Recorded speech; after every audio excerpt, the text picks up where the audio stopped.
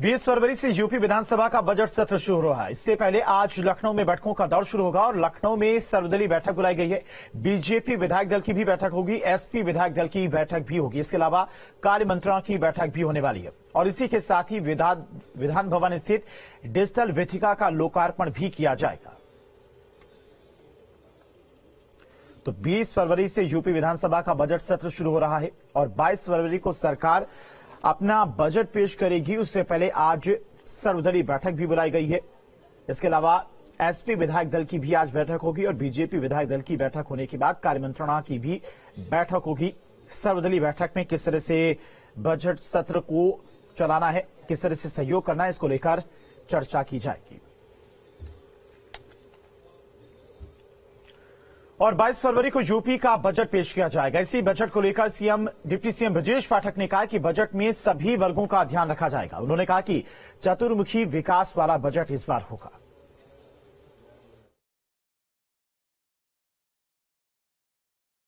हमारी सरकार उत्तर प्रदेश के चतुर्मुखी विकास के लिए काम कर रही है। बजट में महिलाओं का, किसानों का, नौजवानों का और व्यवसायियों का, सभी वर्गों का ध्यान रखा जाएगा। ये चतुर्मुखी विकास वाला बजट होगा।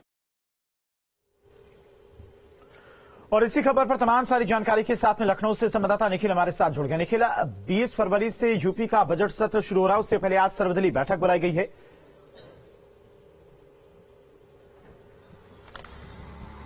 देखिए, कल से बजट सत्र शुरू होना है, लेकिन उससे ठीक पहले आज रविवार का दिन भी बेहद महत्वपूर्ण है। आज जो है सर्वदलीय बैठक बुलाई गई है। सर्वदलीय बैठक में सभी दल के जो नेता हैं वो भाग लेंगे। इसके साथ ही सर्वदलीय बैठक में यह तय किया जाएगा कि आने वाले समय में किस तरह से जो सदन है उसको सुचारू रूप से चलाना है। इसके साथ ही कार्य मंत्रणा की भी बैठक होगी और इसके बाद साथ ही जो सभी राजनीतिक दल हैं वो अपने विधानमंडल दल के साथ भी बैठक करेंगे।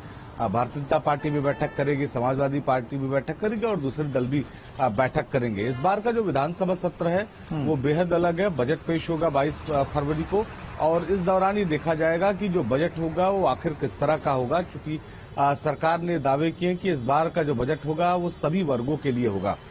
इसके साथ ही जो विधानसभा सत्र होगा वो इस बार काफी कुछ बदला हुआ नजर आएगा। विधानसभा सत्र में काफी कुछ बदलाव होने हैं, चूंकि विधानसभा सत्र को पहले ही डिजिटल कर दिया गया है।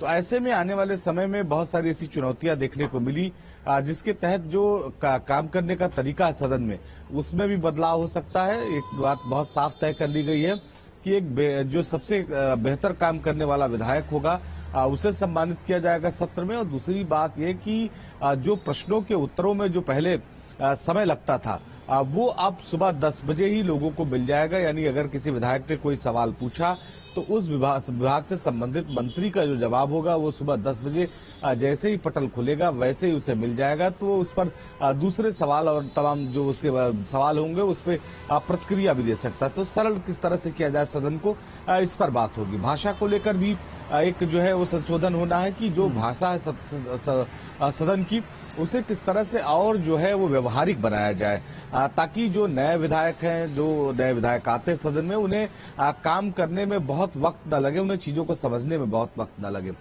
इसके साथ ही अगर हम बात करें तो जो पहले 14 दिन का समय दिया जाता था सत्र बुलाने के लिए, अब उसे 7 दिन का किया जा सकता है। इसको लेकर जो एक जो प्रपोजल है वो विधानसभा सत्र के अध्यक्ष के सामने पेश किया जाएगा। तो इन तमाम संशोधनों के साथ इस बार का जो बजट सत्र है वो उत्तर प्रदेश के लिए काफी महत्वपूर्ण है। इस सत्र में किस तरह से जो बजट पेश किया जाएगा, उनमें किन किन वर्गों का ध्यान होगा, किस तरह से उत्तर प्रदेश में उत्तर प्रदेश को ग्रोथ मिलेगी, इन तमाम चीजों का जिक्र होगा। तो कल से सत्र शुरू होना है, लेकिन आज का दिन बेहद महत्वपूर्ण है। बिल्कुल निखिल, इस बार की विधानसभा की जो कार्रवाई है वो बिल्कुल अलग दिखाई देगी और साथ ही साथ ये बजट इसलिए भी निखिल काफी अहम हो जाता है क्योंकि 2024 के लोकसभा के चुनाव नजदीक हैं और उसको लेकर भी सरकार इस बजट में कुछ न कुछ जरूर सोच रही होगी। इसी के अलावा निखिल, एक और बड़ी खबर है, आज छत्रपति शिवाजी महाराज की 393वीं जयंती है, जिसको लेकर मुख्यमंत्री योगी आदित्यनाथ आज आगरा पहुंचेंगे और आगरा किले के दीवाने आम में छत्रपति शिवाजी महाराज की जयंती